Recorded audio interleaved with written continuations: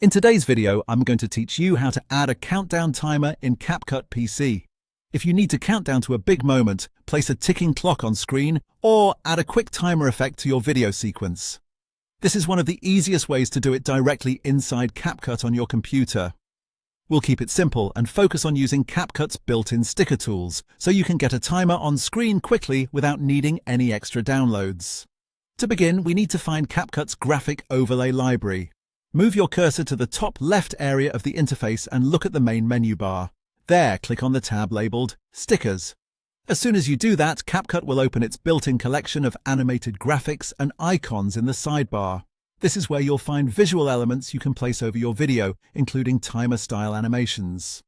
Once you're inside the Stickers section, the next step is to search for the right countdown element. Go to the search bar near the top of that Stickers panel and type either countdown or timer. Then press Enter. CapCut will generate a selection of matching sticker results for you. Take a moment to scroll through the animated thumbnail options and look for a style that fits the tone of your video.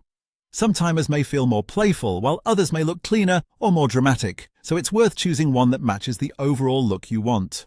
After you've found the countdown sticker you like, it's time to place it into your project.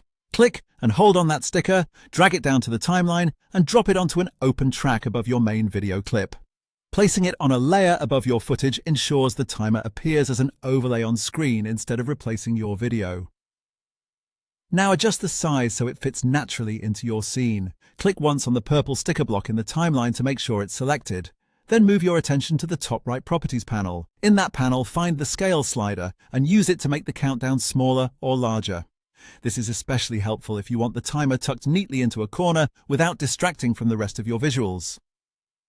Try to position and size it in a way that supports the content rather than covering important details in the frame.